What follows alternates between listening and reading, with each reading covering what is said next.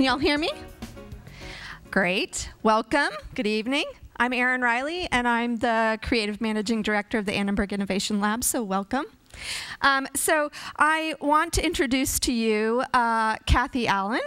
Over there, wave. So Kathy Allen is going to be our moderator for the night. This is the Digital Entrepreneurs panel. We've been planning this for some time now. We're very excited about everyone that's here tonight to share in this experience. There's a few changes. So if you've been watching the promotion, we had Freddie Wong, who was the YouTube sensation. Have you seen some of his videos? They're pretty awesome. Anyone seen Freddie Wong? Yeah, exactly. So he was there. He was supposed to come, and so was Brandon Mills from the CEO of Social Vibe. But they have had to cancel for tonight, so they're not going to be on the panel. But luckily, we have Mike Kai from LifeYo. I was just walking with you, Mike. There you are. Exactly. So Mike has joined us, and actually very much an interesting product that I totally relate to. I have actually some students who are working on something like that, so I'll have to send them your way. So they've joined the panel. We have some great panelists tonight. I want to thank the IML and especially Virginia Kuhn, who's really helped to make the videos happen tonight. And how many of you have your phones? Pull them out, because we're going to have a back channel going the whole entire time. So you can tweet to @AnnenbergLab, or we have a hashtag YDE panel, where I really encourage you to post some questions. Don't be shy. We'll be definitely following that back channel and being able to ask some of those questions, as well as the mics that are set up on either side that you'll get to go to. So without further ado, let's hit it. We'll pass it to Kathy. And so Kathy is an expert. She comes from the Marshall School of Business.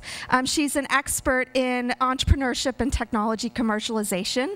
I had the good fortune of meeting Kathy this past summer at the Mobile News Incubator, where she blew everyone away, all the fellows away, in the fabulous workshop about how to actually pitch and get your presentations ready on selling your ideas. So she's going to totally sparkle you tonight with some good questions to these young entrepreneurs. She also has written over 15 books, which is really amazing, because I always struggle with writing, so I think that's fabulous that you've written 15, prolific writer. She's a professor at the Kern Foundation Faculty Fellow and received Marshall's Technology Innovation Award. So we welcome her as a faculty associate of the lab, and come on up, Kathy, take over. Thank you. I think I'm mic'd. Can you all hear me? Great. We're actually going to start by showing you some videos from our panelists, and then we'll introduce them. So why don't we show the videos?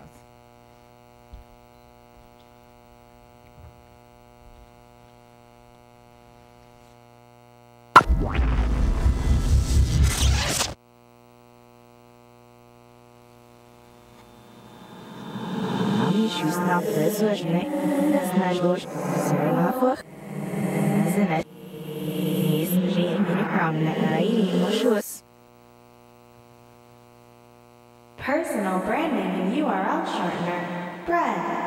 Founder, Alan Chan. Bread makes it easy to promote your favorite things. We allow you to create your very own digital billboard, which people will see anytime they click on your Bread links.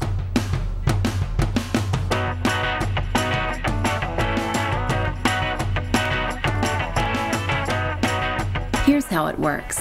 Step 1. Create your personal billboard by uploading an image and writing a customized message. We call this billboard a toast. Step 2. Shorten any link you want to share using Bread. Simply type bre.ad/ in front of any link you want to share. Step 3. Share your Bread links on Facebook or Twitter. Now, when your followers click on your Bread links, they'll see your personalized billboard for 5 seconds before being redirected to whatever website you're linking to. Bread makes promoting your favorite brands, products, and causes simple and effective. To get started, simply type bre.ad/ in front of any link you want to share. Bread, spread your idea.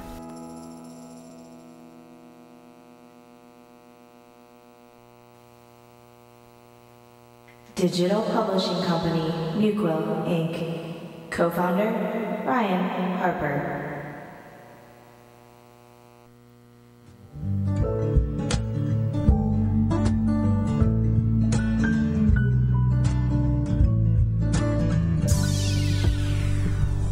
I was taught in school not to take chances. That advancement depended on the grades in my classes. Now moving up like Derek does, I know that it was blasphemous to distrust my intuitions and my passions with my heart's yearning. Burning with this plea, please be what you wanna be. You can become anything. Never be holding to a company or industry. This is our time. Dream deep. The 2-1 century. The E in the vinyl is all about empowering. Go out, build a galaxy mentally, and snatch up a master's in technology. Whatever you attack, make sure you do it consciously. Ask yourself, what does it mean to work or work for free? Here's some Chinese words of wisdom from my man Jackie Chi. 机会总是留给有准备的人，学无止境，万事开头难。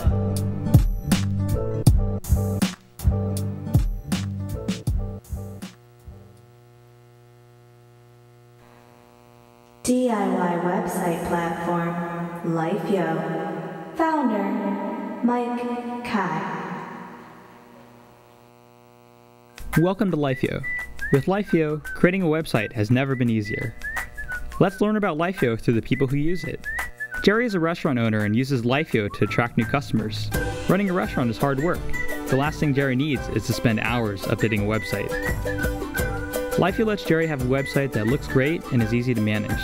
Updating menus and specials takes just a few minutes without having to call a web developer. Lifeo is also made for Ben Fong Toys. If you're a fan of rock and roll, you might know Ben from the movie Almost Famous. Ben uses Lifeo to share his latest updates, books, and candid photos from important moments in music. You might think Ben has a team to keep his website going, but the truth is that he loves doing it on his own because Lifeo is so easy to use. You don't have to own a restaurant or be a rock journalist to use Lifeo. Maybe you just want to blog. Sarah's a busy law student who loves food. With Lifeo, posting recipes and photos takes just a few clicks.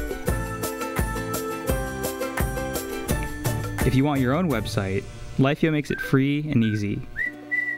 Just use your mouse to magically place text and photos where you want. No complicated coding or expensive web developers needed. Launch your website with just a single click. Whether you're running a business, connecting with fans, or just want to blog, Lifeo simplifies your life and lets you build a website that you'll love.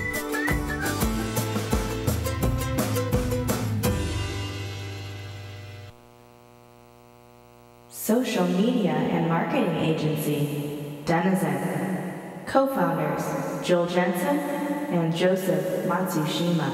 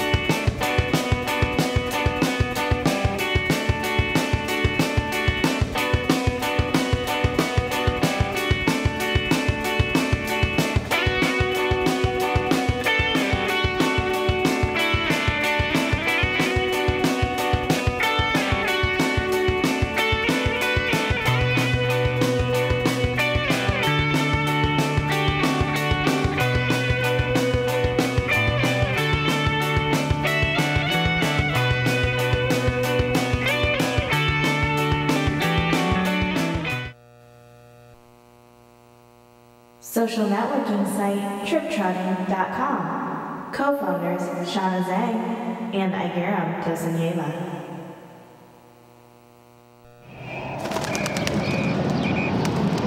Hi, I'm Lucas, and I'm in New York. I travel a lot, and I hate doing all the ordinary touristy stuff. Now I'm in Thailand, having homemade Thai iced tea with my friend Winai. Now I'm in Australia, learning to surf with my friend Russell.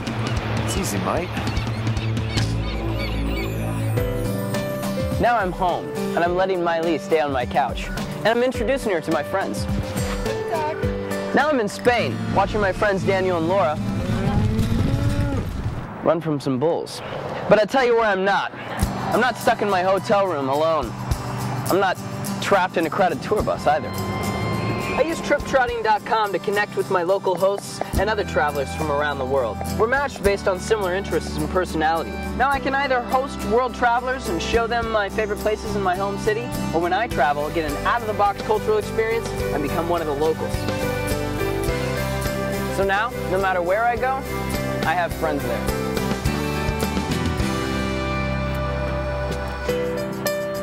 I'm in France.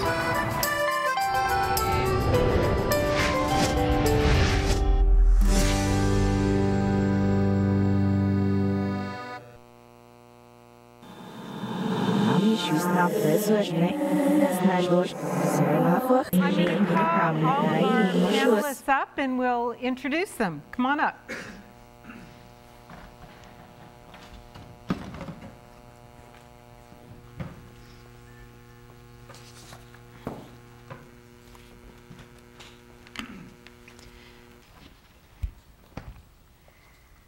So why don't we start at this end and tell us all who you are.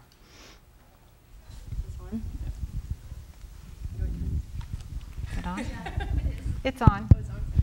Hi, my name is Shauna Zhang. I'm a co-founder of TripTrotting.com. Hi, I'm Alan Chan. I'm the founder of Bread. Hi, I'm Ryan Harper. I'm one of the co-founders of NewQuill. Hi, I'm Mike Kai. I'm the founder of Lifeo. Hi, I'm Igarim Duisnev. I'm co-founder of TripTrotting. I'm Joel Jensen. I'm a co-founder of Denizen. I'm Joe Matsushima, and I'm also co-founder of Denizen. Okay, all right. So what I told them all is we were going to have some questions here, but what we really wanted was a discussion. So they're going to leap in as they have something they want to say. But I thought I wanted to start out first with some questions that would give you a sense of what these companies are and how many of them have things in common. So why don't you just raise your hand? How many of you, is this your first business? Okay. How many of you started your business while you were still in college?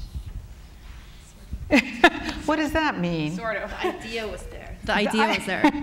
Okay. How many of you started on your own money? Really? How many of you took money from friends, family, and fools? Okay. How many of you got money from angel investors, private investors? Okay. And did anybody get money from VCs, venture capital? That's because these are relatively young ventures. How many of you are in revenue? Whoa!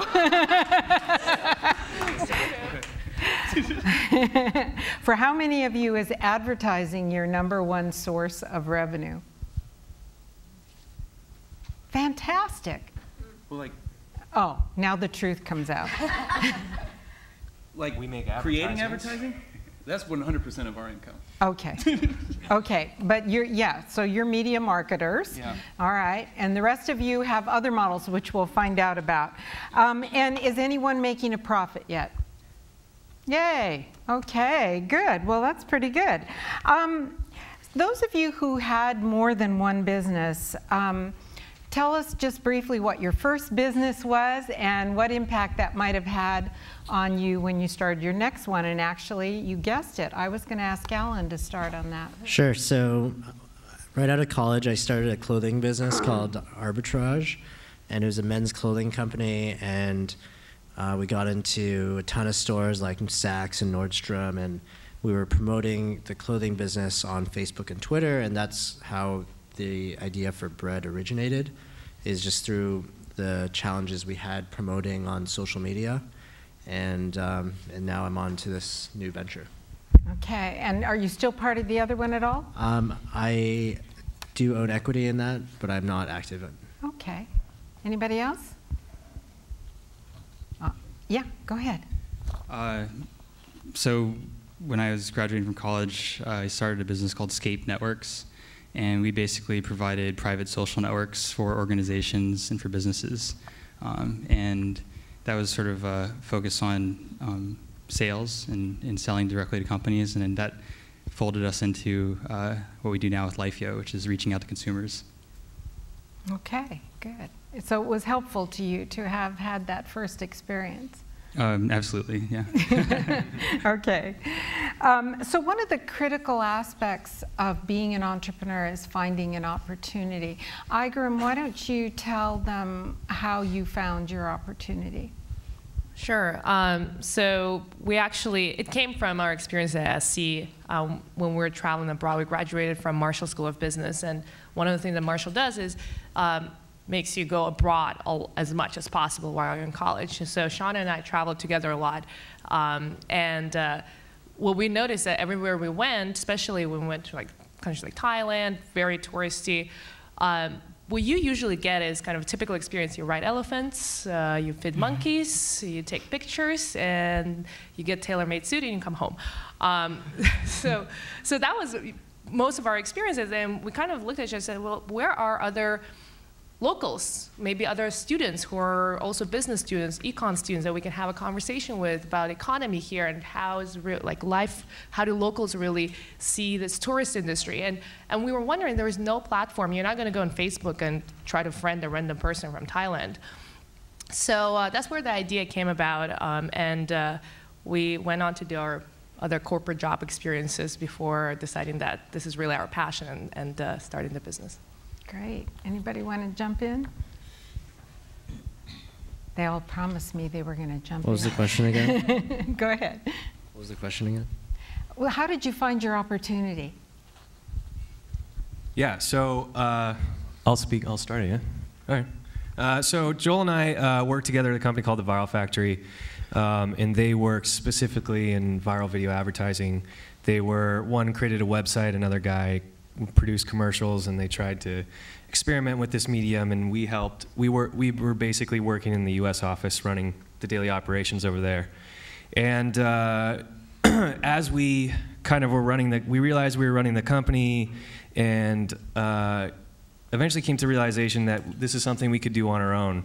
And they eventually closed the U.S. office and just ran things from London, where they're headquartered.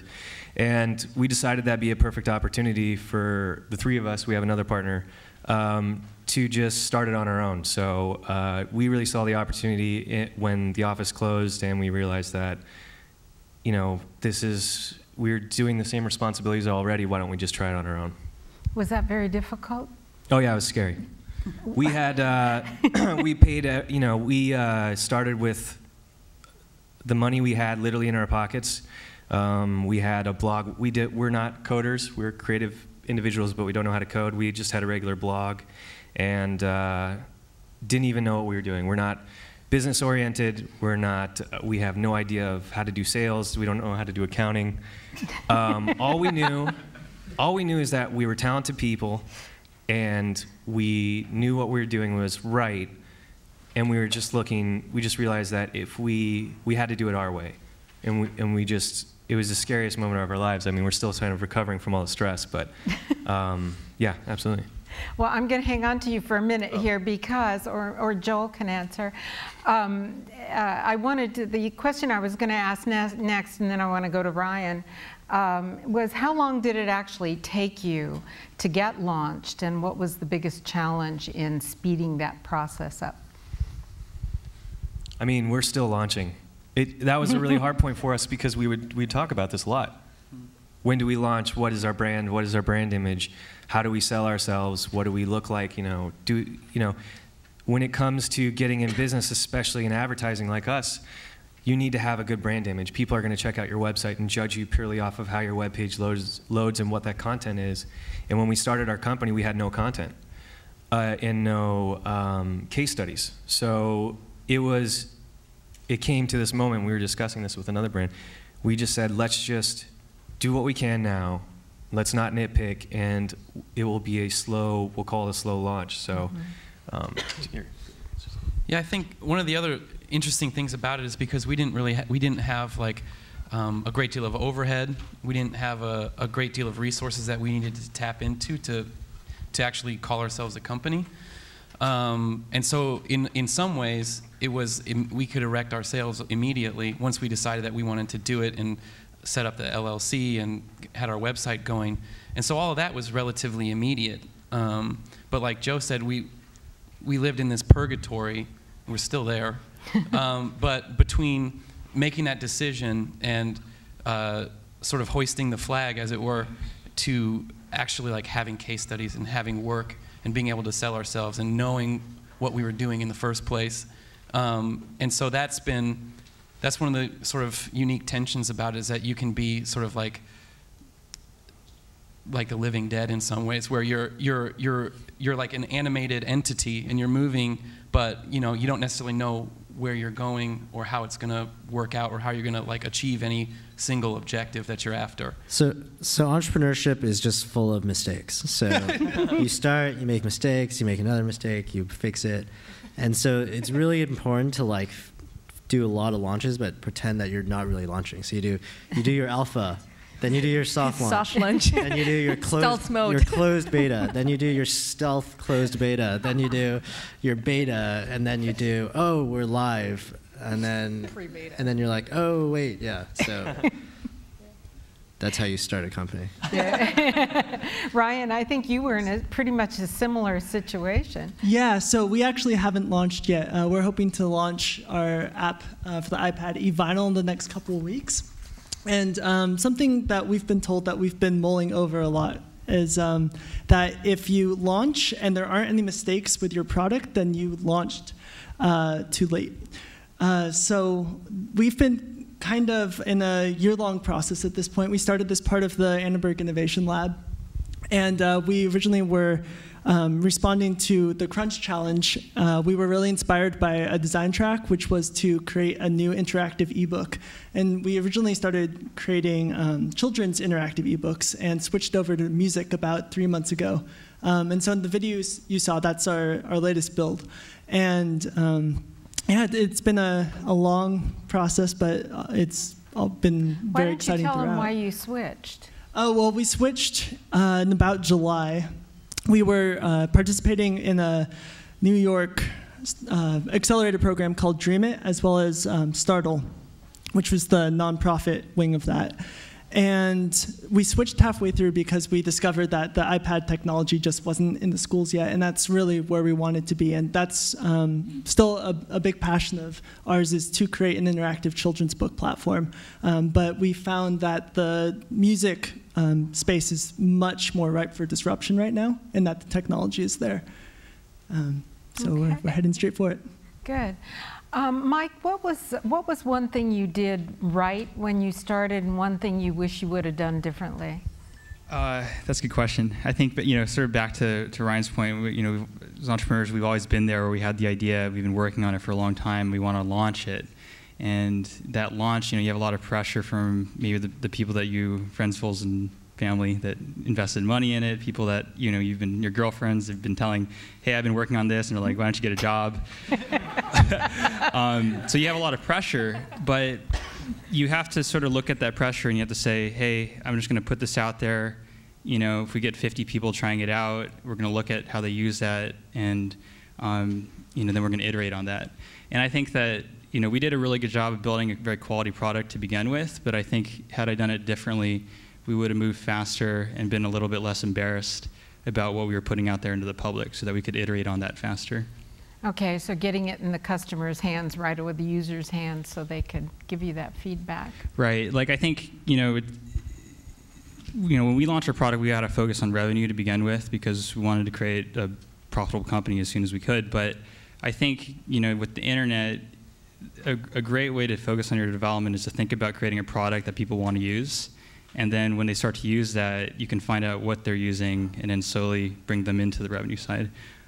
That's been a constant challenge for us because we take people's money, but we need to make sure that we're providing a great service for them. Otherwise, they get really angry.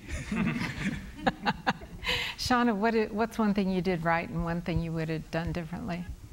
I mean, I don't know if this is still the right thing that we've done, but it feels pretty right about now. But when we first started, we both had full-time jobs. We both have an investment banking background. So we were trained to work 100-hour weeks, 100-plus hour weeks. So when we you know, we both came back to Los Angeles to start this together because we were both in different parts of the country. And having a full-time kind of corporate job allowed us the ability to not be starving. So we still had time to be focused, still another, 40 hours on regular job and 40 hours on trip trotting. And at the same time felt pretty comfortable. We had money, we were making money, so we weren't eating ramen every day and, have the pressure that, Mike, you were talking about. So, when we got our first round of funding, the day that I quit my, job was the day the money hit the bank. So it was a really smooth transition for us. So I thought that was a really good thing that we did. Yeah, and I think going off of another thing about lunching early, lunch, I think what we did right is that we lunched something that we didn't know how to code. So we launched a splash page with 2 links to Google Forms because we couldn't code. So we used Google Forms. And we went to a guerrilla strategy. We went to universities, reached out to universities, had their students sign up. I mean, obviously USC was the first victim of it. But it really worked out well. We got 500 people signed up. We would PDF, literally match people hand by hand, PDF their profiles and email and say, hey, this is your host. Contact them, good luck. But what we were able to show is that we didn't have even, you couldn't create a profile or anything. All you could do is just fill out a Google form. But what we were able to prove is that the concept works. People want this. We had people in 35 different countries around the world.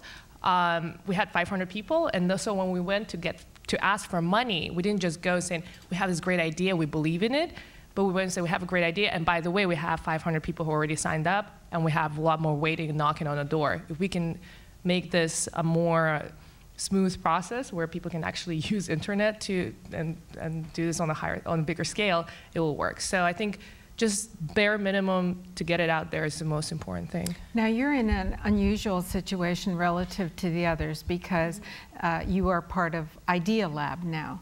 Yes, we got funding from Idea Lab. What do you think was what attracted them to you? We asked them, and it really was this. It was that we tested something out without any money in it.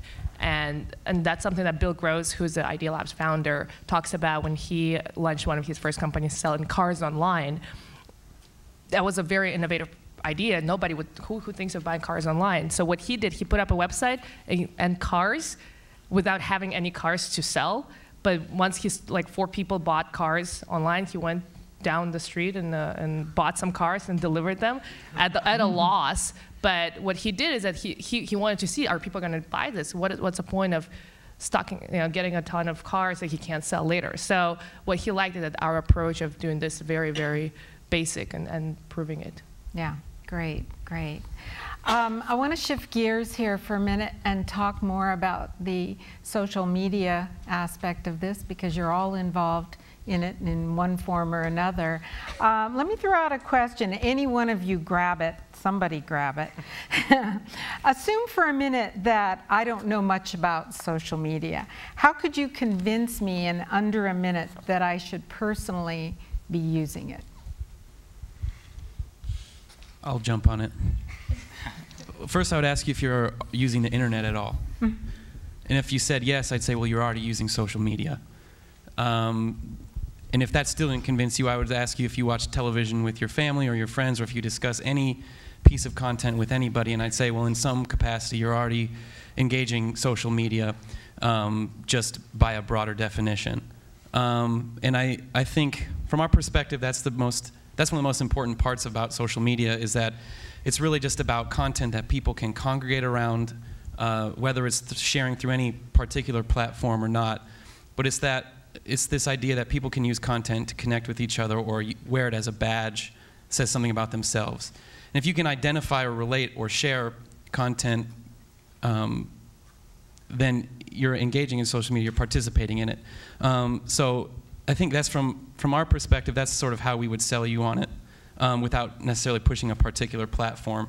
Because there are so many platforms and it's such a big, vast thing that oftentimes I think it's sort of a misnomer to narrowly define social media by one platform or another. So I've said the word platform probably like 5 times, but so we see it as this very decentralized sort of thing, and simply by simply by engaging and sharing content, you're basically already a part of it. And so you might as well dig in a little bit more deeply and see just how like intuitive or how much more effective or how much more efficiently you can use the sort of toolbox that's at your fingertips to do exactly what you've already been doing, but just on a larger scale. 10 seconds. More people use social media than are on email. Then what? Than they are on email. Okay. So the percentage of time that people spend on the internet is spent on social media versus email. And email has been dominating communications for like the past 10 years. Okay. Let's suppose, go ahead, jump in. Sorry, I was just going to add that. I mean, yeah, social media is an interesting phrase, because I think in the future we won't even use it. It's just being social online, that's it. And you think of that, you think of social media, it used to be innovative, right? Because it used to be hard to be social online. You used to have to use blackboards or forums or email. And now it's just this evolution of socialization, but really the future is just that word's not going to exist because it's just communicating online. That's all it is. It's a very simple thing that happens. And we complicate it because it's new to us. We complicate it with platforms and names and products. But in the future, it's not going to exist anymore because all platforms will be about socializing. Okay. Everybody kind of agree with that? Okay, let me ask this a different way. A lot of the original players in social media say that it's about conversation, engagement, sort of a kumbaya experience with users. But you're all in business and you need to make money, and you have to drive revenues, and sometimes your customers are other businesses. So if you push the whole idea of engagement with customers, how do people who are on there for purely social kinds of connections, how do they feel about that when you're pushing a business message to them? Because clearly you have to make money. Very good question. I'm going to give it a shot. Okay, so that's the reality, right? People want to communicate. People want to communicate, and brands need to make money. And people need to make money. So I think it's a beautiful thing because it's a challenge of an audience that is very particular and can easily destroy you online if you do not provide what they want. And I think, social media platforms like Facebook and stuff and even Google are able to give you that handshake. The consumer is very powerful these days, more powerful than they've ever been before. And you need to live by that rules.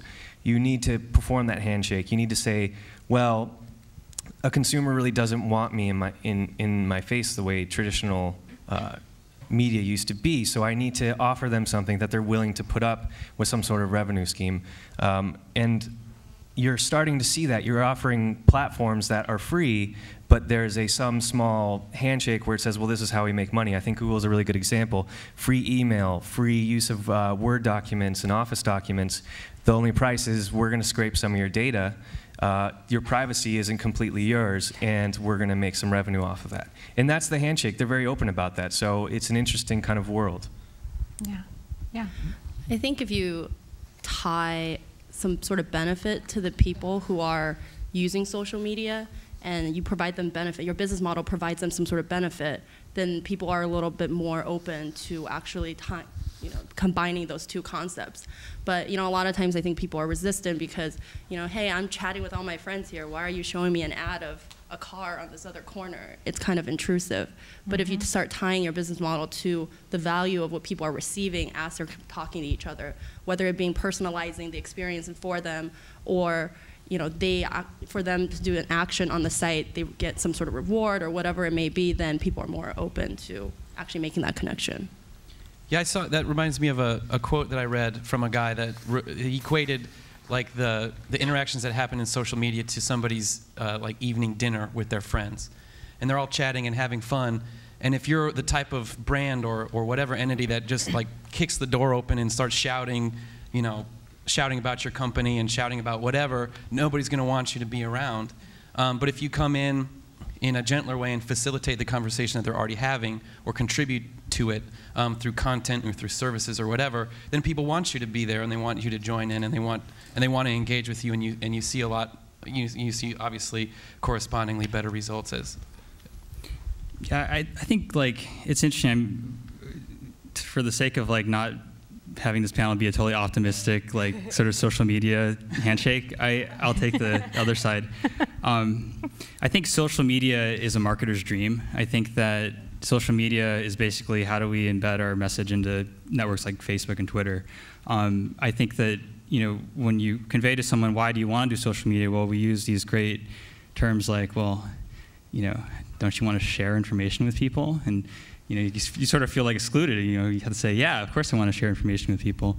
And essentially, we were able now with Facebook and Twitter to monetize public space. And I think that there's an expense to that. And I think that people are starting to understand that, and they're understanding the value of their content. And I think what we're going to see is that people will, whether they find different monetization strategies or if just the consumer themselves make decisions based on where their information goes. I think that's going to be a positive thing for the direction of people like ourselves that are building these applications.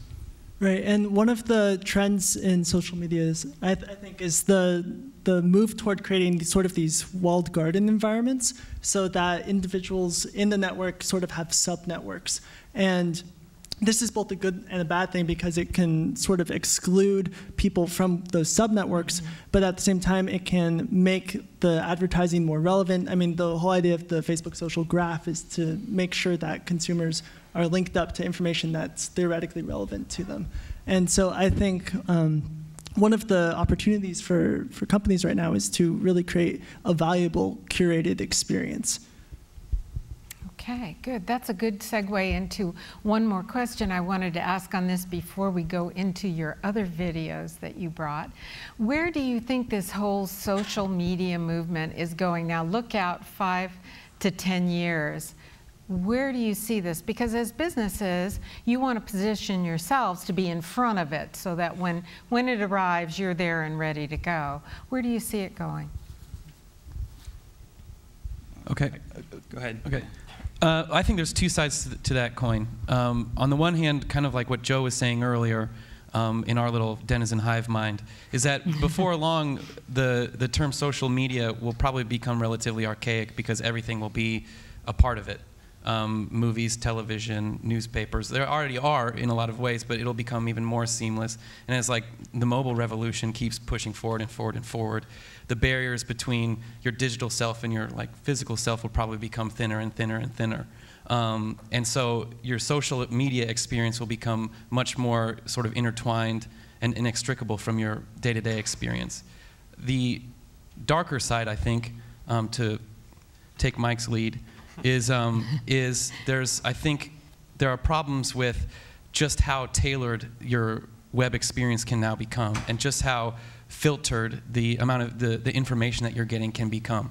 And as algorithms become more sophisticated, and as more of your data is being scraped, and like your Google returns are becoming almost editorialized, like the information that you're getting access to is becoming narrower and narrower and narrower.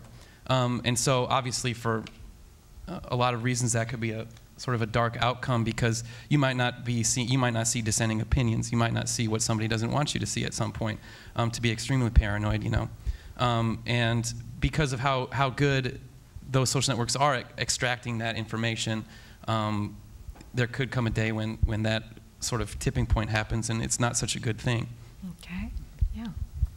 I think there's going to be two extremes. Like either you're connected to social media and the internet and the grid or whatever you want to call it, or you just, you're just so scared of the internet and privacy that you just like almost, get out of everything. It's like get out of the matrix. But so I think that's where we're headed, where if you're connected, you're gonna have very little privacy. Everything in your life is gonna be public, and that's gonna be the norm. Is that people will know where you are, what you did, what you ate. It's kind of creepy. It is. But like that's why it's important to think it through. Yeah. I think also it will lead to proliferation of privacy and security companies, and that's something that we've been even hearing a lot. Is it is being giving the tools to the users to control their information, making sure that right now we're kind of like this is still a new world. We're trying to figure it out. Nobody knows how it's going to play out, but there's definitely going to be a move towards more privacy and security companies coming up with ways to protect consumers from being abused by a lot of times by brands and by companies. I think also to sort of, I think, make a statement about the essence of social media. I think that the idea is that every one of us in this room has something to share that's valuable. Marketers would like you to share their message, their content, but often, you're sharing pictures of your dog, your family. And I think what's really interesting about social media and the internet right now is that, we've got 750 million people using Facebook now, but I think if you look at those people, the vast majority of them are just learning how to use their computers. Like, they just learned how to upload a photo like a year ago. And what we're trying to do with Lifeo is we're making a bet on that. We're making a bet on how will people treat online identity in the future. If you look at your Facebook account, it looks a lot like your Facebook account and my Facebook account. And we're noticing that people want more out of their online experience. They want to share, that awesome jewelry line that they just created with their friends, and they need to have a website for that. I think to the question of privacy, it'll be interesting how people create their own privacy by deciding what they want to share and really, owning that brand of themselves, basically. Yeah. Okay, we have a few videos that were created, that they graciously created, to talk about one of the biggest challenges, or I guess, we put the word failure on it, but no, I don't think they're all failures. We're going to look at them individually and then talk to them about it. So can we run the first one? Our biggest setback was when we were about to get funding from Idea Lab, our seed round, and our technical co-founder, very last minute, had to quit the team due to personal family reasons. It could have jeopardized our funding and also, obviously, our ability to implement and develop the product as soon as possible. So what we learned from that is that things like that will come, and curveballs will be thrown at you as you build your company, and you have to be able to deal with them as quickly as possible. And we were able to come up with a quick solution while looking for a long-term technical co-founder to join the team. So I agree. I'm sorry. It was a late night. You looked. Please don't she judge. looked so calm when she said that. But can you recall what you were actually feeling when your key tech person said, I gotta leave? What are we gonna do? No, yeah. I mean, we've had a lot of those moments, and things will. It's been 10 months now since we got funded, and things happen, and there's gonna be a lot of like, oh my God, like you feel like everything's going to fall apart, and what you have to do is just calm down, and it's going to work out, and you just have to have a plan. How did you find your temporary help? So what we ended up doing is, I mean, thankfully it didn't jeopardize our funding, and we had a choice. We had a choice between spending the next, 3 months looking for a technical co-founder that fits the profile that we love, et cetera, or for us, the priority was, let's get the website out. We needed to rebuild the site, actually rebuild the real site instead of Google links. So we decided, let's hire a contractor. Let's hire someone who can code well. Let's get going on the site, and then we'll go and find a co-founder. And so that's what we did. And actually, our contractor was great, and he recommended us. He's one of his good friends, and he's now on the team as a co-founder. So, super. Okay, let's go to the next one. This is a story of how I almost made billions of dollars. The summer of 2003, the website Friendster went viral. It was the first time friends could stalk each other from the comfort of home. When I went back to Yale that fall, me and a few friends decided to build Friendster for college. We called it Scape. Scape was awesome. It let you do photo sharing, groups, and it was going to take over college campuses. The only problem was that we spent so much time developing cool features to add on to Friendster that Mark Zuckerberg launched his project about 6 weeks before we did. Because the idea of social networking was so new, it was impossible to get enough students to switch to our service. Our startup wasn't a complete loss, however. Teach for America bought our technology. Years later, we didn't get to hang out with Justin Timberlake playing Sean Parker in the social network, but at least we had a shot at a billion-dollar idea, even though we were just looking to build something cool at the time. So Mike, when I watched that, I had the impression that maybe you gave up a little too fast. What was the big lesson you learned from that? That's a good question. I mean, you have to imagine what it was like, the internet was like then, and what Facebook meant to people. I think that the way that it was portrayed in the social network, was this thing, and truthfully so. Basically, Facebook was this thing that people didn't even know they needed. It was a virus that went through your email. It was the first time a computer app generated a message from your friend and told you that there's something important for you to click on, and that was something that was very difficult to compete with, particularly in college campuses when everyone is focused on everything else but sitting in front of their computers. The essence of it, of course, the whole idea of having online identity and connecting your network together, that was new and fresh. And it was something I really cared very passionately about. I ended up even writing my senior thesis on the privacy issues of Facebook when they only had like 60,000 users. And my professors thought I was nuts. Like, they're like, what? You're going to do this? So yeah, I wouldn't say that we really gave up. We really pushed forward. We had the technology. We tried to do a business plan competition the first year. No one even knew what we were doing and didn't pay attention to us. But the next year, we did the same idea, and we got 50K, which is awesome. So I think that that's just how technology works. I mean, you either you catch the wave and you're right on it, or you sort of like see it and you understand it, and you sort of build around it, and you focus your energies towards that direction. Great, thanks. All right, how about the next one?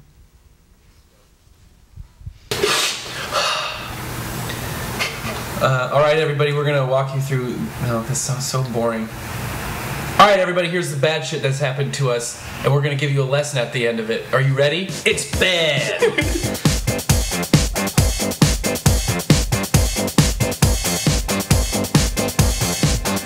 This video almost got us fired because our old boss thought we were making fun of his other company, which we were. That did get us fired.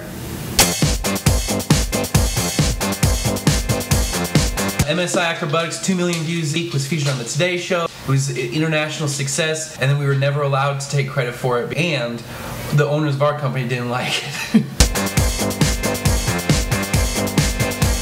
200 extras, a full high school marching band, a cheerleading squad from the high school, their mascot, people on stilts, Shriners and mini cars, volunteers from all over the community.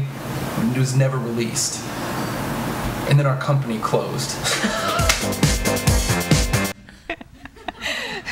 So Joel, you never actually gave us the lesson learned you promised at the beginning. Yeah, we cut it for time. But I think what we wanted to get at was that I think somebody mentioned when you're running a business or you're trying to get somewhere, it's just one failure after another, basically.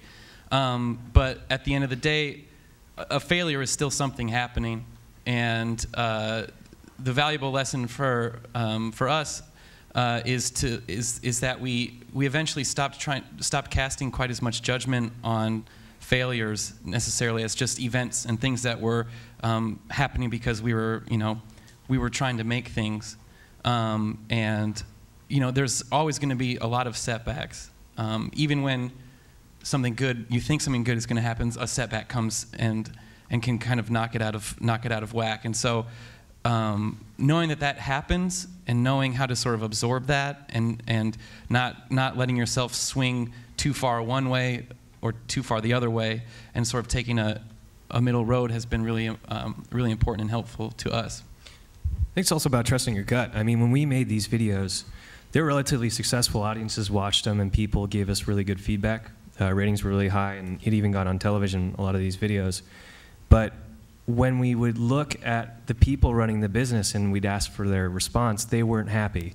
And they thought we were crazy, and they never thought it was going to work, and eventually closed the office because, you know, they didn't think it was working. And, you know, today we've been in business for what, a year now, 12 months, and we're already profitable. So I think it just shows that you need to trust your gut, especially when you're developing something new, because majority of people are going to think you're crazy, but you can't go live thinking, you have to trust your gut, especially with that. You know, I think we'd have a lot of regret if we didn't move forward with this.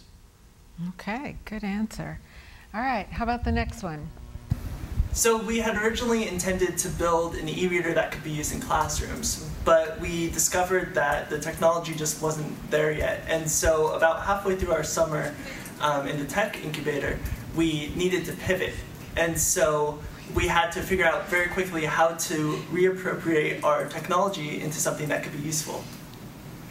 Yeah, and it wasn't until we kind of heeded the words of one of our mentors in the program to look more at entertainment and specifically music until we really found our niche market, and we just kind of took that idea and really ran with it, and here we are today. We had to salvage basically the reader that we had already created. But we didn't just want it to be basic content, you know, ebooks in the way that it's always been done. We really wanted to create something innovative and something that people have never seen before, and that's exactly what this guy did, right? Yeah, pretty being sorry. There you go, man. He's just doing his thing. Is he really like that? He looks like such a stereotype, you know? He's a very hard worker. So I wouldn't really call this a failure, though, because I think you were responding to what the market was telling you. Yeah, I think it was a failure in that we kept on hearing that we were on the bleeding edge of ebook technology. So that has been difficult to deal with. For instance, our e-reader is using a lot of HTML5 elements, so some of it only works in Safari, for instance. It certainly doesn't work on Internet Explorer. I mean, it's that sort of thing. And I think that's pretty common in a lot of new tech companies, in that you have to deal with what the technology can support and what the consumers can support. So it was definitely a learning experience that we had to move beyond, and I think we came out better for it, definitely. It was definitely hard. We decided to pivot our idea about a month before we were supposed to pitch in front of investors. So it was really kind of a scramble to pull together eVinyl, and I think it worked out for the best. Was this a case of falling in love with your product? A little bit. We were really excited about providing kids with the chance to interact with their books and kind of put their own personal stamp on classics like Huck Finn. And I think in doing so, we didn't examine the market with the kind of the close eye that we should have. Mm-hmm. And so now with our new product we're planning to launch for free, we're going to try to get as much user feedback as possible, try to figure out what our demographics are, that sort of thing, before we actually start trying to experiment with pricing models. Yeah, okay, good. All right, we have another one. We made a mistake during the launch of Bread. We got really excited about all the potential opportunities for our link billboard tool, and we might have gotten a little carried away. And so we just layered on all this functionality, and we had social media plugins and a community on the site, and people were adding friends, and there was a real-time feed of all the activity that was happening on the site. And we learned pretty quickly that that was just way too much functionality for a launch.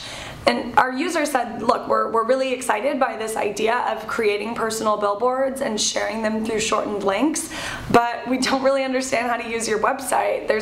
Your homepage is just too cluttered with features. So luckily we were able to take that feedback and come out with a new version pretty quickly that addressed those needs, and it really pared down our homepage to just focus on the core tools that our users were coming to use.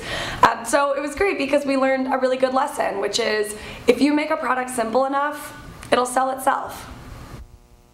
Yeah, Alan, that was a great lesson in that one. I'm curious, when you first started getting the feedback from users that, you know, there's just too much going on here, and did you respond immediately, or did you sort of resist at first? No, we were pretty active in getting feedback from our users, but it's very hard when you're introducing new technology that no one's done before, because there's no precedent. Like if you're just iterating on, you know, a new type of, you know, a new app or a new game, like there's precedent on like what typical structures are. But because our concept was so new and no one had done it before in terms of just adding a billboard after a link, after you share a link, we were just creating it on the fly. And so getting feedback and then just thinking about ways to make it simpler, that was the challenge, and we were trying to do it as fast as possible. Yeah. Okay, great. I want to ask one more question, and then we're going to go to questions from the audience and some of the Twitter questions that we may have. But the other question I wanted to ask is, social media is a pretty competitive space, and things are changing on a daily basis. Tomorrow we'll see Groupon go out in their IPO, and we'll see what happens with that. They've had a few hits in the last few months. But how do you make your company stand out from the crowd? Because y'all have competition of one sort or another. I think you really have to focus on what your key differentiators are and really highlight those types of things. I mean, for us, I'm sure a lot of people have heard of couch surfing. It's been around for about 10 years where people were crashing on other people's couches. I mean, what makes us really different? Like, what is it about us that makes us different? Well, for us, we run a matching algorithm, so we're almost more like the eHarmony version, and that's kind of the OkCupid version.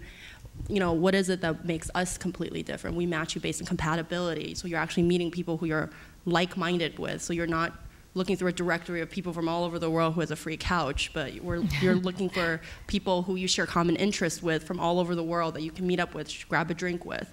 So you really have to focus on what's your competitive edge, and you have to bring that to the forefront. And you have to make sure that that competitive edge actually provides value to the user. And I think that's something like we think we're providing, is this idea of like people want to meet new people, but they just don't have, we provide the icebreaker that both of you are entrepreneurs and both of you are maybe digital entrepreneurs and might be also studying journalism. That's great, that's an icebreaker. And that's something that we're focusing on. You've kind of combined both, because people like to build these relationships online, right? But then you've also given them the offline experience. Yeah, and that's what we actually also saying, is that so much of our life is online, but really your true relationships with people are created when you meet them offline. When both of you like wine, you go grab a glass of wine together. That true relationship is created offline. But you can then use us to stay in touch online. So it comes kind of this full circle. Yeah, yeah. We live in a really unique society now where if your product is truly great and you provide something of value, people will hear about it. Like if you hear about trip trotting, you're gonna go tell your friends about it, or tweet about it, or post it on Facebook, or use it, and your friends will be like, oh, what did you do on your trip to France? You'd be like, oh, I used trip trotting. So like, if your idea is simple and provides utility, the word will get out. Mm-hmm. It's just that simple. Like, there's nothing it says. Yeah, I think to add on that, I think the internet's in an interesting place right now where we've pretty much figured out all the basic things we need to do. Like, we figured out how to share a photo, we know how to like have online identity, we know how to do video, and I think that in a way, things are kind of coming full circle. And what we're doing with Lifeo, we're building a technology that was around 10 years ago in a way. When GeoCities was around in the late 90s, you could build a website. Now, you can still build a website.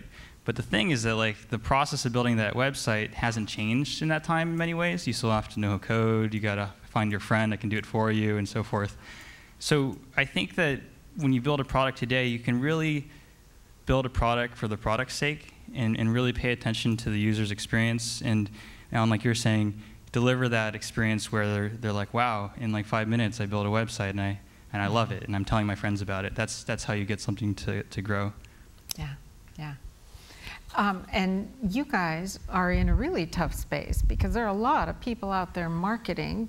And how do you... And kittens, too. And kittens, yeah. Yeah, we're unique in that, we're a service company that's mostly B2B. We're dealing with a lot of clients. But when we do make a product, we're competing against other entertaining content like cute kittens, and you're facing a consumer that doesn't really want advertising and they don't want to engage with it directly. They absolutely hate it. So for us, what I think made us thrive is we pushed what made us different, which was that we had a lot of knowledge of social media that a lot of advertising agencies really just don't have, and, as much as we do. We pushed our experience and also creative talents. We're able to create content that an advertiser doesn't necessarily like. It's very uncomfortable for them to make it, but when you give it to the consumer, they become extremely loyal because it's something that's the advertising they want. So I think being able to simplify your message and be consistent with your message and being able to really push what makes you different is really the way to thrive in social media. And you don't have to be the first. Google wasn't the first search engine. Facebook wasn't the first social media platform. You just need to find what makes you different and simplify that message in everything you do, and that's what's going to make you thrive, I think. Yeah, yeah. How much for the iPad butt catcher video? Well, I'm sorry, what? How much would it cost to get that iPad butt catcher video? How much you got? No, yeah. So a lot of our stuff looks really cheap in quality. But it looks user generated. It's the YouTube look, right? YouTube look, but it does. Yeah, it's not necessarily cheap. But whatever you got, well, Well, the medical expenses on some of this must be big. Yeah, I mean, just to build on that, I mean, like a lot of what we do is we base a lot of what we want to do on is just a very basic principle of playing to the medium. There is effective radio advertising, which utilizes sound and cool things to listen to. There's effective television advertising, which is more direct and has nice visuals. And online advertising, you need to match the sort of aesthetic and the tone and the cultural tenor that people tend to use when they make that stuff. So obviously, throwing laptops into people's butts is the natural extension of that. But that's sort of how we that's generally how we just approach. And a lot of larger advertisers are kind of slow to catch up to that because there's all this this traditional sort of mindset in place. And I think everybody up here is also demonstrated that you can take inspiration from that tradition, but you can't be afraid to sort of break out from it and follow with sort of what the consumer culture is asking for. Yeah, yeah. We've actually set up some mics here and would encourage you, if you have a question, to go up to the mic so everybody can hear it. And I think Trista may have... Okay. So while some of you are going up to the mics, that was a big hint, I'm going to start with these tweets. How do you deal with clients that want to use Facebook even if it's not relevant to their product? Because they think they have to. Yeah. A lot of people think that they have to. And in that case, I mean, from what we've done, we try to recommend against it when we can, if it's unnecessary, and if they, what did you? Well, I think it's about the best trick. I wouldn't even call it a trick. The best way to handle a client who wants to use Facebook is to really do research. We get business through making really good creative, but our biggest component to creating this creative is actually consulting. And the first thing we do is we sit our client down and say, what are your goals? What are you looking to do? And they usually say, we want a larger Facebook group. We want more people on Twitter. And we say, no, what are your marketing goals in social media? What are you looking to accomplish? What are your long-term issues? What are all these things? And through these, it normally takes, it's a very long, complicated process. Well, it's not complicated, but it's very long to figure out what they want to do. But normally, you have to corner them so they give you straight up what their goals are, and it's not Facebook, what are your real marketing goals? And then figure out what it is. For us, with Bug Circus, our most recent project, they wanted brand awareness, and we told them, you know, you can't get brand awareness purely on Facebook channels. That's for consumer engagement, direct consumer engagement, and is smaller. So if you want brand awareness, you need to make something that you can share in a very large, massive space without having to log in or go to a specific social media platform. So that's how we do it. Okay, great. We've got a question over here. Hi, I just want to say thank you so much for sharing your stories. I think it's great that you guys are here. This is not a Steve Jobsy, a Bill Gatesy, where you're up there and talking to us. I mean, I think I can relate a lot to you guys. I was wondering if you guys can share specifics, maybe little stories on how you ate your ramen and you don't know what's going to happen tomorrow. I know you mentioned that you're in the banking sector already. Great for you. I'm not there yet, but but what are your challenges going up there? That plateau where you were at the valley and you just reached that plateau. Now that you're at that plateau, you can say, you know what? I think I have a direction. Would you just please share? Sure. So I think there's a miscommunication. I'm still eating ramen. If you have a packet, I'll eat some. I think we are eating it now. We Yeah, weren't right? before. We are against angel. We talked about getting investments and doing angel funding and stuff like that, and we saw initial interest in it, and it was really hard for us not to do it. Again, we started the company with the cash we had in our pockets, and that cash was gone. We had nothing, and I guess it's our Midwestern egos, but we refused to kind of ask for cash, and we really were interested in angel funding, but we decided not to because our friends who did start their own companies really suggested against it. So the cash we're making right now is going right back into the company. So we're paying our employees, we're not really paying ourselves, and it's a struggle, and it's hard, and the only thing that gets you through it really is just your spirits. And I'm really glad that I'm in business with Joel and my other partner, because there's three of us so we can struggle together and share our stories. But that's something about this being an entrepreneur, and we never wanted to be entrepreneurs. We just ended up doing it. Is that you're just always going to struggle, and you just have to enjoy the moments and be proud that you're doing the American. You're pursuing that American dream. That's what this country's about, and it's just about your spirits. I have a story. So there's always times of uncertainty when you start a company, and there's points of uncertainty. Then there's like a big light at the end of the tunnel. You're like, oh my God, I have that idea. I'm gonna go for it. And then there's like you do it, and then you like have some more uncertainty, and then you have another idea, and it's like, oh yeah, I have this idea. Let's go for it. But one of the tricks that I do is like when I don't know what to do, typically I write out like my assumptions, like this is what I think is happening right now, this is what I think is true, and then I'll purposely stay up really late at night, so I get that's when I get my best ideas, is in the middle of the night, I'm half asleep, I have all these crazy thoughts going through my head, and then suddenly like two synapses will connect, and you'll come up with the solution to your problem, and then you just write it all out that night, and then you just go for it, and that's sort of how you get past the uncertainty. Great. So, just because we didn't eat ramen in the beginning doesn't mean we may never eat ramen. So, it's all like Alan said, it's a lot of ups and downs. We started out a lot smoothly. There may be times we won't. There may be times we will. I mean, I think it's one of those things that you're constantly moving and trying to do better than you did before. Yeah, I slept by a trash can in Levy Library at 5 a.m. because we're working and I was really tired. So, there you go. Yeah, you just gotta work hard.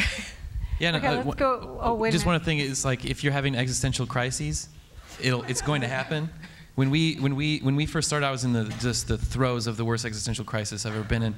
And I was at a bar, like slumped over, and Joe like talked me into actually going forward with the company. And so he saved his life. Yeah, so he saved me. He pulled me out of the pits. But like existential crises happen, you just have to like sail through it, you know. Yeah. Okay, over here. Yes, hello, my name is Elizabeth, and I'm also trying to start my own company. And I just have two quick questions.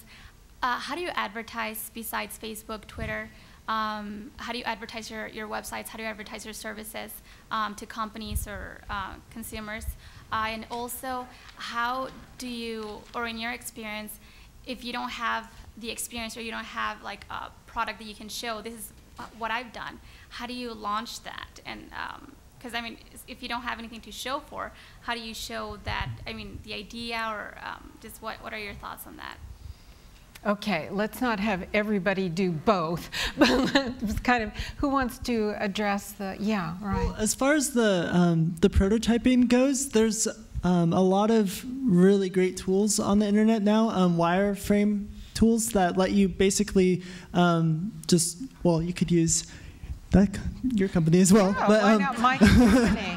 So it's really easy now to just kind of pull together the elements of what your product would be, just put it into one page, put it onto a website, and then use that to show people what it would look like, what your vision is. And in my experience, people have been very responsive to that passion to actually visualize what you're imagining.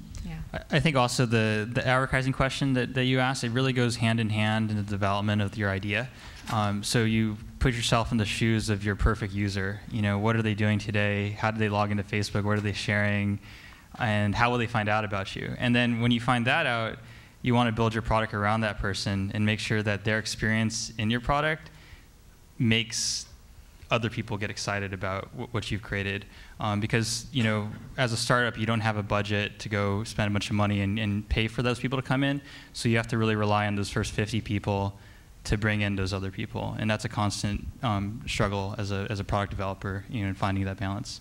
Shameless plug, you can just go to Bread. Yes. You can upload a billboard for your company, and then you can show free billboards to everyone. Great, great. Thanks. Thank you. All right, over here. Great. My question is for a lot of you guys seem to be starting things that are free, so to speak, to sign up. How do you make money off of that? Where, if you're not using the angel investors, how do you get the return to your not angel investors? Well, you do need to have an idea how you're going to make money before angel investors give you money. Right. So nobody's going to give you money if you don't have a revenue stream. But there are a lot of things. I mean, advertising is one of the biggest things for a lot of online companies. There's things like peer-to-peer marketplaces, like something where like our locals actually can offer services. They can offer places to stay for a much smaller amount than you would pay in a hotel, and that's how, you know, that's our revenue stream. So there's three models to make money on the internet. There's subscriptions. There's subscriptions. There's data, and then there's advertising. Those are the three main ways to make money on the internet. And so Bread is a subscription model where it's free. It's a freemium model where it's free to like have a basic billboard, but if you want to add like video or Flash or, you know, rich media, then you have to upgrade to the premium version.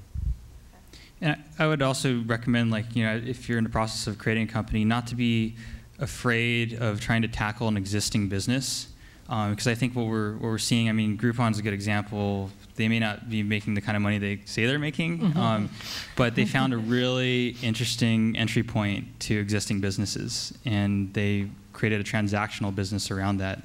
You know, what we do with Lifeo is we're trying to really just save people money. You know, rather than having to hire someone for $1,500, you know, give the person a few hours, they'll figure it out themselves, and then they pay us for the domain name, for, you know, subscription services to get the site the way they want to. So I think that the existing businesses out there are a good place to start if you're really trying to make money and not waste people's time.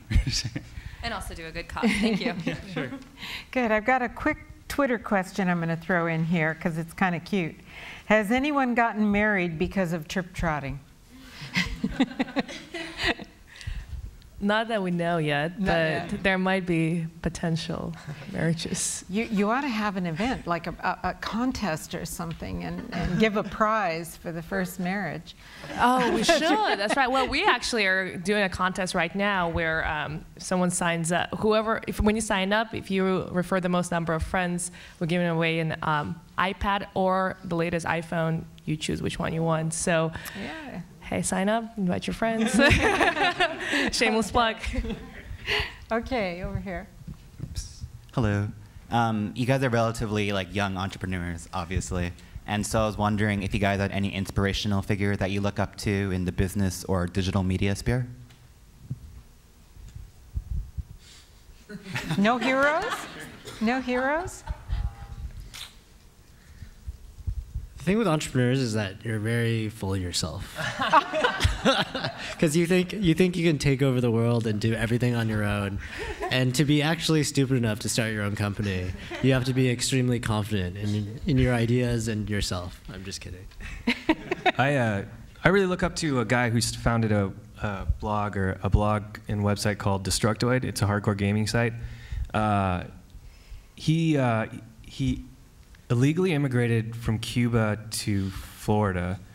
His little boat sank, and they almost died with his mother. He learned English, made the website as a hobby, and it exploded into this massive, I think it's one of the third largest gaming blogs out there. I mean, this guy's story is amazing, and he's extremely humble. He moved to San Francisco. He moved from Florida to San Francisco and got into kind of the web industry over there.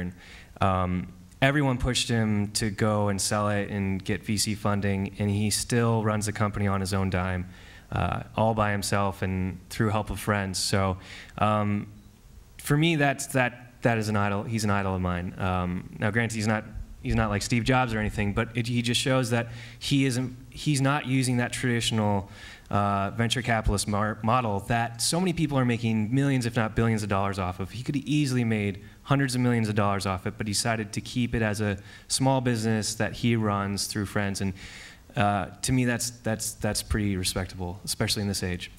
I think to definitely to build on that point, I think, and this is maybe not directly to your question, there's a lot of inspiration out there in people that didn't just work in technology. I mean, you probably look at your parents or people in your family for good inspiration. And I think that we, in the tech world, we have this understanding that venture capital is always there. But any other business doesn't have this idea of venture capital where they're just going to give you $5 million so you can go hang out and build a product. And I think that if you look towards inspiration of people who didn't have that option and worked really hard, you'll find a lot of strength in paving your own way when you develop your own product or business. Yeah. So I take that back. There's a couple of things. There's a couple of blogs that I read pretty regularly that really inspire me. Mark Suster has a great blog called Both Sides of the Table. He's based in LA. He has some great lessons. And then Paul Graham, who runs Y Combinator, he has a blog called, I think it's paulgraham.com. He has all these essays on what it's like to start a company and what are the struggles, and and then Fred Wilson in New York, avc.com. He's the biggest venture capitalist in New York. He invested in Twitter and Tumblr and just all these great companies, and he writes a blog post every single day. So I'd recommend that you guys, if you're interested in entrepreneurship, you guys should read those blogs and really get in the mindset of these really successful investors and entrepreneurs. Probably to go along with what Joe said here too, think about who's out there living the kind of life you want to live. And more so even than the business itself, who's leading the kind of life you want to have. So, good. That question actually is a great segue into a tweet that I have here. What's the ultimate goal for your company? Do you want to change the world? Do you want to build it up to a recognizable brand? Or do you want to sell it when it's big enough? It's a really good question. Well, this particular person gave you 3 choices. So what's your long-term goal for this Is there an company? all of the above? All of the above? D. I mean, I think it's wherever you're. I think that, you know, when we first started it, it's we want to change the world because this is our first business. We want to change the world. And then you get a little more jaded. You get a little more jaded when you go along it. But ultimately, our goal is so that when people think of travel, that it's not just about booking a tour, but it's really about putting people in the connection. Because when you travel, think back to all of your travels. The best stories you've ever had are the ones that you met cool people with, that you shared it with someone who you cared about or someone who you were like-minded with. So when you think about travel, you would think about trip trotting and the people that you've met. Yeah. Well, I agree with Alan. I have a huge ego. I want to. I don't know. I want to. You know. I know this won't be the only company, and I know this could fail at any moment. But I really believe, and this is where we break away from the hive mind. But I really believe that we can change the way advertising is done. We believe that the user should be in control of what kind of advertisements brands can make, and currently that model doesn't exist. And there's a huge battle against it around brands and advertising agencies because it destroys their business model. And I want our company to change the way advertising and advertising agencies go about advertising to consumers and creating content beyond just a certain medium and creating it so consumers like it, respond to it, and actually engage with the brand about it itself. And as far as New Quill goes, it's been interesting because we are very committed to it as a company, and we do want to see it grow and become a full-fledged product. But it actually grew a lot out of intellectual discussion in terms of wanting to engage in participatory culture. And my personal background is in literature and music. And so what I'm really excited in is the idea of pushing the boundaries of ebook technology and media participation. So while I'm trying to have the company grow, I'm also trying to make sure that what the ebooks we're creating are really pushing the boundaries of what's possible. Great. Get it? Yeah. You cannot do the second and third without the first one. If you don't want to change the world, you won't be able to grow it big enough to sell or to have a big brand awareness. So I think you have to have that as a core. Yeah. Okay, over here. Hello. My background's in creative and editorial, and I'm in the early phases of starting a media venture. So I have limited funding, and like I said, my background's in creative, and I'm looking to build a team. So can you guys talk about building that team? Because it sounds like your backgrounds are varied, from creative to business to marketing. Well, talk about building that team with limited resources and just the importance of that team dynamic as far as maybe contracting out someone or having a technical partner and just what's involved with that.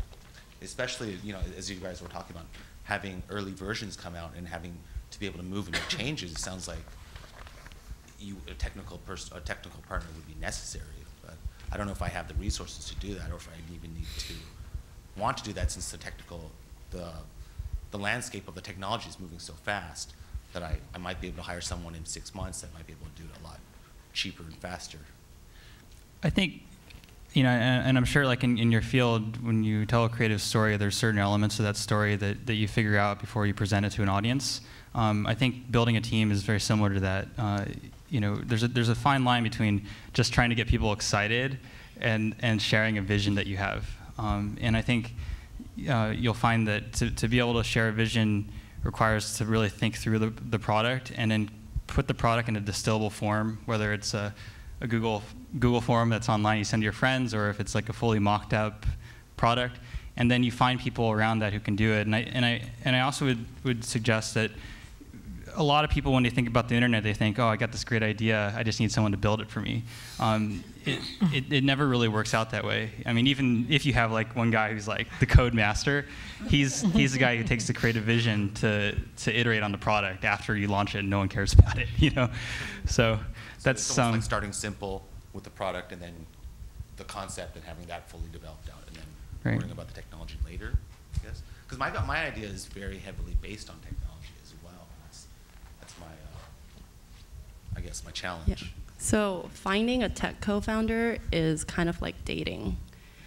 You know, and they're very, very wanted people out there. So if you don't have the money and the bling to show for it, you have to convince them through passion.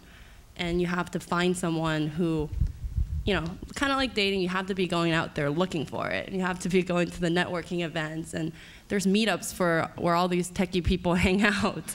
Yeah. I mean, it really is kind of a lot of this kind of really similar to kind of how the dating scene works. But, you know, there's a lot, you know, they have the Googles and the Facebook who's willing to pay a ton of money for these technical people. But a lot of them are driven by an idea versus the money, because they know that they can get money whenever they want because there's scarce resource. So if you can convince them somehow with your passion for what you're doing and convince them with the product and the idea, that's the thing that they really can hold on to and can grow with you. So, what's so funny? We're just waiting. So this is a gross generalization, but I think like this, people say this all the time, is when you start a company, you need three things. You need a hustler, a hacker, and a designer. So it sounds like you're the hustler, and you need a hacker to build your vision, and then you need a designer to make it look pretty. And so I'm pretty biased in that. I think that's pretty true. When you're starting, especially a tech company, you essentially need three co-founders to really take the company to the next level. And based on like how you divide up equity and just the fact that it's really important to have a co-founder when you start a business, because it's really like challenging. You go through ups and downs. It's a lot easier when you can bounce ideas off of an equal. But having those three sort of pillars as the co-founders is really makes it a lot easier, because everyone has like a good amount of equity, so they're all invested in the company, and then they all have enough equity where they'll stick with it for the long haul if things don't go well. So I would, you know, like it sounds like you need to be the hustler, and then you need to find a hacker and a designer to really put the dream team together. Don't forget, we have a I need to find the hacker and designer bars. If you're here at the meetup.com. Yeah. It works. Yeah. Meetup or go to university. Don't forget, we have a top engineering school here at USC. You can go to startupdigest.com and like subscribe to the LA newsletter, and they have all these events with all these like geeks. Yeah. I appreciate it, guys. Or SoCal Tech has a good calendar too. Yeah. Yes. Over here. Okay. China Press, Raymond. Question to Mike. How much money have you put in your LifeView, and how much you get out of it so far? That's a good question. I unfortunately can't answer that for you. Military secret? I'm sorry? Military secret. Sure. Got it. Well, let me follow up with that, because maybe I'll have more luck. So did you put your own money into this venture when you started? That's correct. I put my significant amount of my own money, but I was able to convince other people as well. Okay. Okay. You should always try to get other people's money. Did you make money from your website? Yes, we do. Okay. Just now we took halfway about your LifeView. You say 60% of the space is a small business. So that means this small business has some transaction like PayPal. You also offer that? That's right. A number of small businesses who use our product create a shopping system through their site. PayPal is a great option to be able to accept credit cards. So if you have a product you want to sell, it's easy to get money from people. So have your budget balanced so far? I'm sorry? Your money invested has all rewarded back? That's a good question too. I can't answer that either. That means no. If yes, you will say. Do you want to invest in the company? Okay, nice to meet you. So from World Journal. Give me if you want. Okay. Thank you. Actually, the important lesson out of this is that investors won't typically invest in you unless you've invested in you.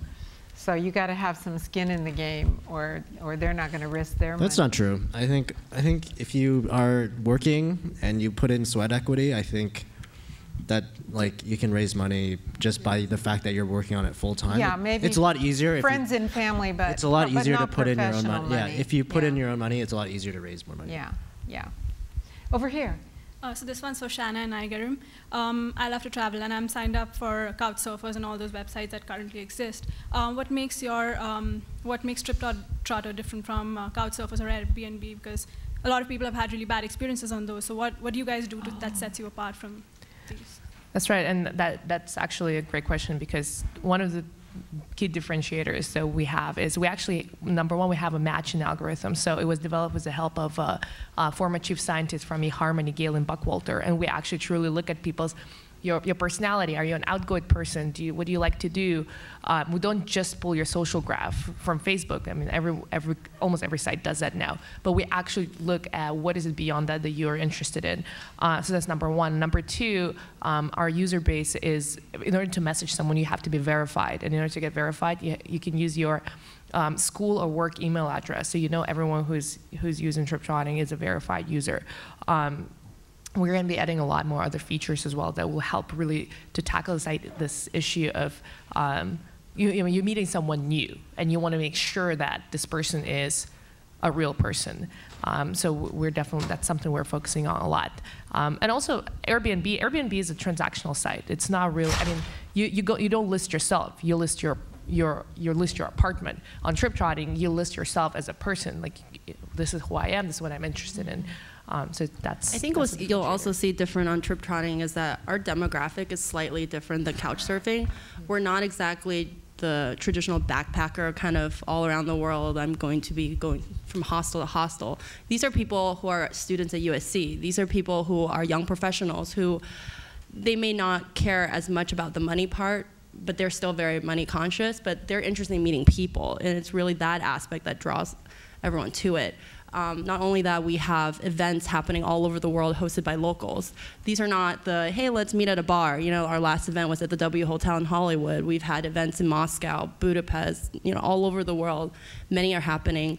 And you'll get it, you know, if you go on our site, you'll see kind of the demographic that we have, you know. Our events are like art centers, rooftop. I mean, it's just like a different, it's a different audio, demographic. like pub around the corner type of a demographic. So. That's great. Over here. Okay, another question for TripTrotting. So it's about the marketing. I mean, for social media, for the other, like for Facebook, it starts from like a community based. So it's easy to do like advertising or marketing community. But your website is like a world thing, right? Because so I want to know like something about so like at the starting point, how you do the marketing and the advertising on the worldwide. Yeah, you have to be very creative. In general, whatever you advertise. So our first thought was, where are our clients? Where are the potential users? And we wanted to go after the student demographic. So we literally reached out. We had a lot of personal contacts left over from USC. Reached out to our professors at USC. Said, hey, do you have any colleagues at universities around the world? And then we reached out to those professors around the world and said, hey guys, we have this great idea. Do you mind sending an email to your students? So, and some did, some didn't, but those who sent out to the students, then the students started to sign up, and they thought it was interesting. They started telling their friends. And that's really how that's one of the things that we have, is that we're very global. We have people in 140 different countries already. Only 10% of our user base is from US. The rest is global. 30% Asia, 30% Europe, 20% South America, and the rest is kind of US, Australia, Africa. We have a base in Morocco, Tunisia, Tanzania, Kenya, I mean, all over. Wow. So it really just spreading the word and getting that one or two people who are super excited about your idea, and then they're just gonna go around and they tell their friends. And that's how it starts. You have to you can't just rely on Facebook or marketing dollars. You have to have that viral and I think what makes our business a little easier is that people who are using it are mobile. So when they're going from place to place, that also helps spread that demographically as well. Okay, I've got another Twitter question here that actually goes along with something I was going to ask anyway. The technology that we're all using for this social media is actually, if you look at it in dog years, it's pretty old technology. So looking ahead, there's probably going to be a disruption at some point in the future. What do you think it's going to take to disrupt what's going on now? Have you ever thought that far ahead to think about that? Mike? Sure. Well, I think like if you look at some of the tech pundits out there, and it's like trying to see who's going to win the next election. Everyone has an opinion. I think one space to really look at is mobile. Obviously, I mean, just imagine how your own experience is changing based on the fact that you now have an Android or you have an iPhone. I know my parents are playing all these awesome social games, and it's amazing to see that happen. And it's something that's just going to continue. So I would look in that space. Has anyone watched Terminator? So there's this really interesting movie and movement going on right now called the Singularity. And what the singularity is when man and machine become one. And yeah, it's really funny to laugh about, but it's actually like, you can see like the rate of innovation that's happening right now is doubling every year. So they're predicting, like this organization that is full of the most intelligent people in the world is predicting that man and machine will become one by like 2040. And you can go to Singularity, like you can go read about it, and that's like, so people are thinking about that, like where we're headed. I personally like try not to think too much about it, but it's just really interesting to think about, like, just the ramifications of what we're doing, what we can do to prevent, something drastically bad from happening, and just to be knowledgeable of, the potential of what's lies ahead. Okay. Sorry. Hi, I'm a senior, and it's just really exciting to see such young entrepreneurs, some of which might be from SC, all of which, not sure. My question is kind of growth in this industry too. I worked at a Y Combinator up in the Valley this summer and was wondering how you guys see the growth from the Valley to Silicon Beach, as people are saying, and what draws you to be in LA versus up there, or would you make the move?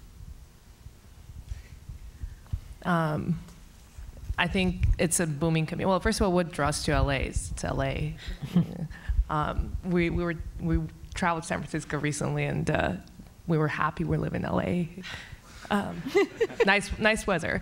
No, but I think it's definitely a growing community, and there's a lot of people in the community who are trying to make sure that it continues to grow, that a lot of entrepreneurs end up moving to Silicon Valley because it is just an ecosystem is better there for entrepreneurship. But I mean, Mark Suster, for example, is he's starting some program called Launchpad LA, which is focused on specifically keeping entrepreneurs in Southern California.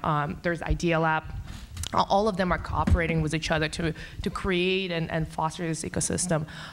So I think there's a lot of that's going to be happening. And also, think twice before moving to Silicon Valley, because actually hiring engineers here is easier, because you're not competing with Google, you're not competing with Facebook, you're competing with other startups, so it's not as bad.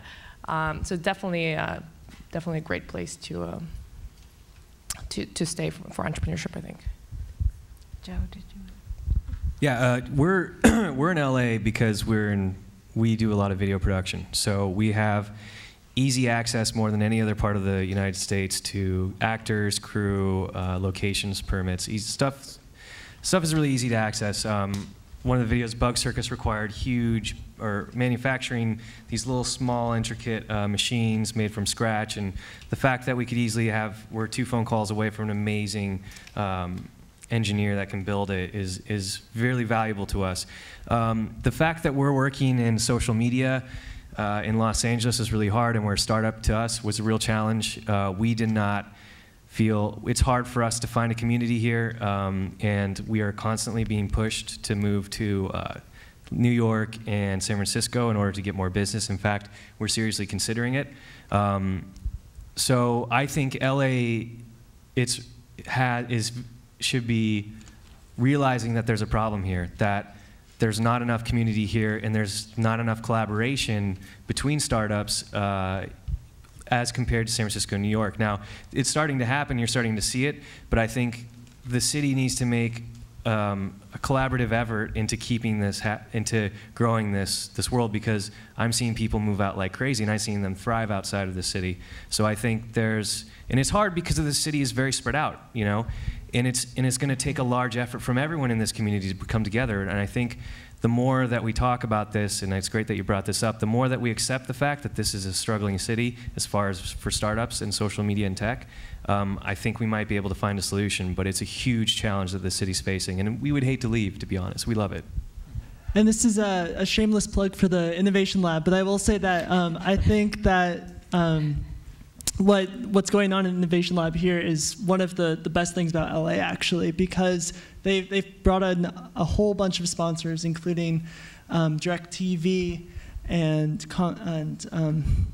Mattel, and all of these sponsors are actually donating their new beta technologies. So if you're on campus, you can actually go into the lab and play around with all the technologies and meet other people who are interested in progression and want to really start their own ideas and own companies. So USC in LA is a good place to be. To build on that too, I think, you know, LA in general, it is spread out, but it's amazing that like we can have a panel like this that has such a diverse group of people who are working in the startup field. And I think in comparison to, say, Silicon Valley, people here sort of focus on the question that their product they decide they want to work on asks. Whereas in Silicon Valley, I think there is, generally speaking, a little bit more focus on whatever is the bleeding edge, exciting thing. And I think that if you're the kind of more independent person, then LA is a good place for that. I think there's huge opportunity in LA because TV is like one of the last things that hasn't been disrupted yet. And so you're starting to find, and I'm starting to see that you need New York for the advertisers, you need LA for all the talent and all the creatives. And then now, you know, in the past it used to be you needed the engineers in Silicon Valley. But if you can find some good engineers from like MySpace in LA or, you know, in New York, like you can build a technology pretty easily. And then, so there is a lot of, you know, advantages to being in LA. But flights are so cheap now, you could really work from anywhere. Okay, over here.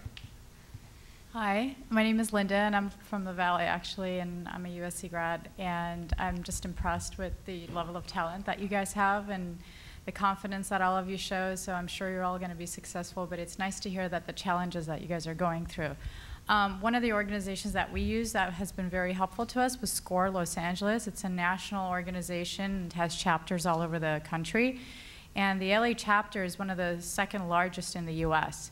And I would definitely recommend checking them out because they're all volunteers, they're entrepreneurs and executives that are just out there that you can get help and support from them as mentors. So. And don't forget that you have the oldest entrepreneur program in the country here at USC. So. I'm sorry, what was that URL? What's that site? Yeah, the URL. I didn't hear it. It's www.scorelosangeles, it's scorela.org. Yeah. SCORE. Yeah. Yes. Hi, it's me again. Hello. Okay, so you have a plan, you have goals, and some goals are met, some are not, and you have B plans, C plans, whatnot.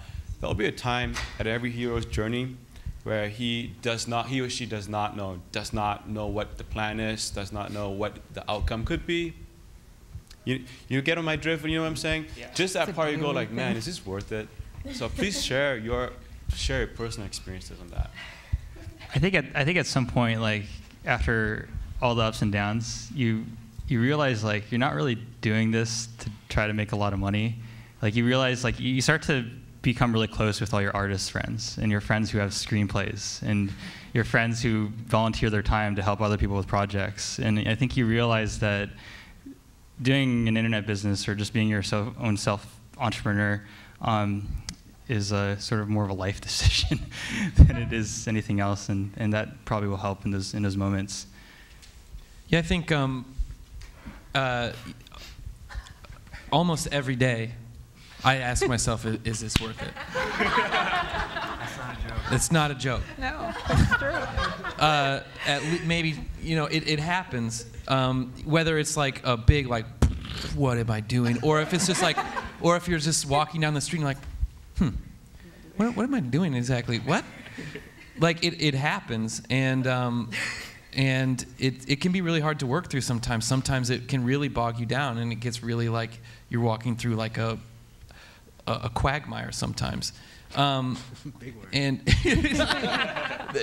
literally the reason I remember that word is bog and quagmire from Eureka's Castle. So don't give me credit for being smart. Like you just have to be able to find those. You have to find your like anchor points where you can look back on them and say, like, God damn, that was really good. Or I'm very proud of myself. I'm very proud of the people I work with for doing that, and being able to like.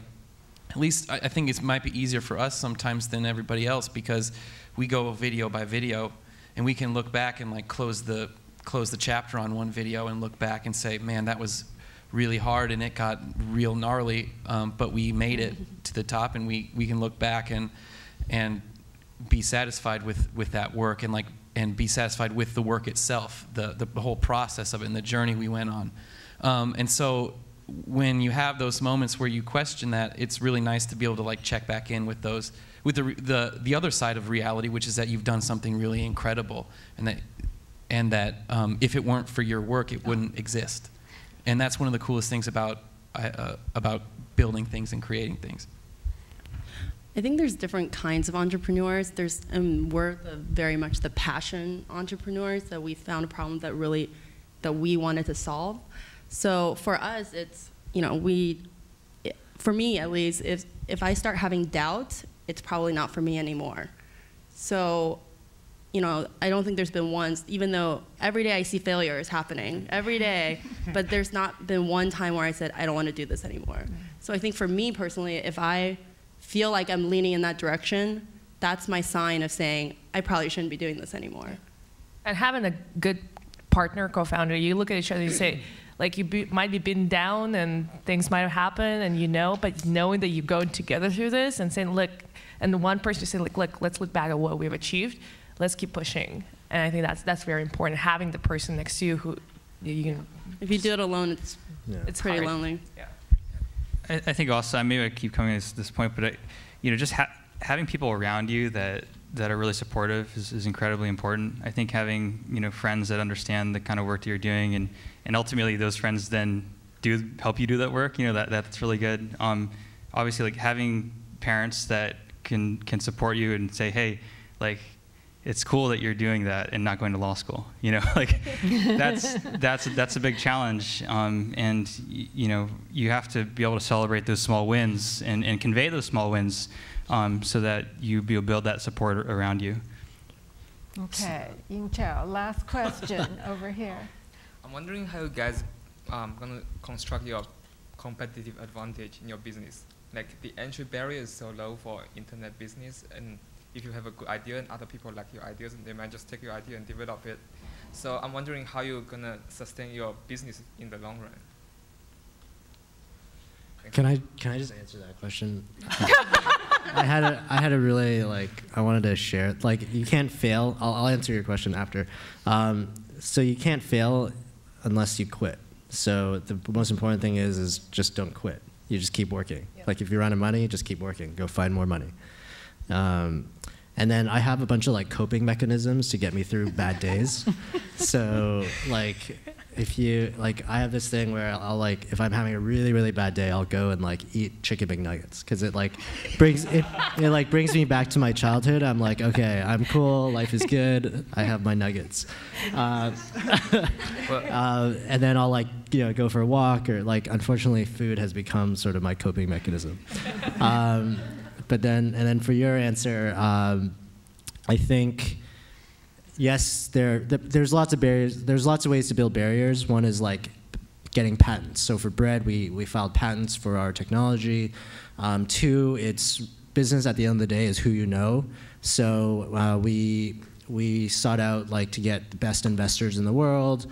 Lady Gaga's manager is invested in our company, so now we have access to a lot of top talent in Hollywood that are all using our platform, and so it just makes it a lot harder for other companies to come in and get access to these top-tier people. And then branding, like branding is huge. That's like Apple, like that's probably the biggest barrier you can build, is just to create like a really iconic brand that stands for something and means something to the user, so that they don't choose to use some other service that might undercut you because of price. I met a guy. He was I was going to a wedding in Fargo, North Dakota, and we were talking. He did a study for some guy at Deloitte, where they wrote a book on why are businesses successful, like what makes them so successful, and what makes a horrible company, what makes a good company, and what makes those like excellent companies like IBM and Apple. And from their research, and it took them like 2 years to get it. And don't quote me on this, but they found out that the good companies had a competitive advantage, and that's what made them good. But the excellent companies that thrived over the decades not only found a competitive advantage, but kept it and owned that competitive advantage as much as possible. So it's one thing to find your competitive advantage. It's another thing to keep that competitive advantage. That means whatever you brand yourself as, you need to work really hard. That's the starting point once you find it. You have to constantly be innovating and being the thought leader behind that competitive advantage, if that makes sense. So find out what differentiates yourself, own that when you start, and start building following behind it, and then keep on innovating that competitive advantage, if that makes sense. You know, if you make really good hot dogs, you don't just sell that hot dog. You keep on making a better hot dog than anybody else. Do you know what I'm saying? Because there will constantly be competitors, but your brand loyalties, your fans will still stay loyal to you because that's what you're good at, and you keep on making that better and better and better. Denizen makes the best ass-catching videos on YouTube. They keep making better and better ass-catching videos. That's true. Thank you. Okay, I want to call Aaron back up here because I think it's time. I want to personally thank all of you for jumping in and commenting. That's great. Aaron? Yeah. Okay, that was awesome. Trista, you don't leave. Come back here, Trista, because everybody needs to applaud for you too. Trista has really organized this whole entire thing. Put together this amazing panel, which has made me crack up time and time again. I've decided that y'all need to do the branding for Annenberg Innovation Lab. Oh, God. Do you like butts? Exactly. Yes. The bigger, the better. Would be great. So I want to tell y'all, if you don't know anything, even though we're sponsoring it, Trista, who is not only a USC alumni, but she called us up and said, I really want to do this panel. She's like a marketing and event consultant, and as you can tell, she's a guru on it from what we've been able to see tonight. And we said, sure, yeah, we'll host it, and she's like, well, I'll coordinate it. Not only did she coordinate it, but she got the entire staff in line, making sure that we were all doing things too, which was great, which was really great. So everybody, just a round of applause for Kristen. And I know, thanks Ryan for that shameless plug about Annenberg Innovation Lab, but for those of you who don't know about Annenberg, first of all, y'all all need to come to the lab and hang out with us. We're very much like a hacker space, so it's open, it's an open culture.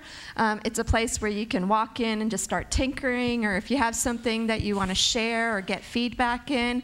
We have, we have every other Thursday a VIP happy hour, and VIP stands for very innovative people, so I think that's all of you and hopefully all of you in the room. So it's a chance to actually kind of pose your ideas and get feedback or meet that. There were three things. There was the hustler, the hacker, the crasher, the hacker, and what was the third Designer. one? And the designer, that's right. I was trying to figure out which one I was. I think I'm sometimes a hustler and sometimes I'm a designer, so I'm like, oh, do I have to pick? So maybe you can find one of those at the lab. Even though it's hosted here at the Annenberg School for Communication and Journalism, it's very interdisciplinary. We really have faculty associates from a lot of the other schools here at the university and really open it up for students to participate, hence my connection with Kathy at the Marshall School of Business. So we're about humanities, we're about communication, but we know that we can't do it without other people at the table with us, which a lot of y'all have said tonight. So thank you. We're around if you have any questions, or I'm sure there's probably more questions. I think I have a dozen. You'll find them on Twitter. So cool. Want to give prizes, presents, or something? Prizes. Oh, I'll take the flowers. And you did videos, and you did. Oh my goodness! Thank you. Oh wow. Thank you. Wow. Jeez. Oh, you have to share. Oh, I see how this works. You don't have to share.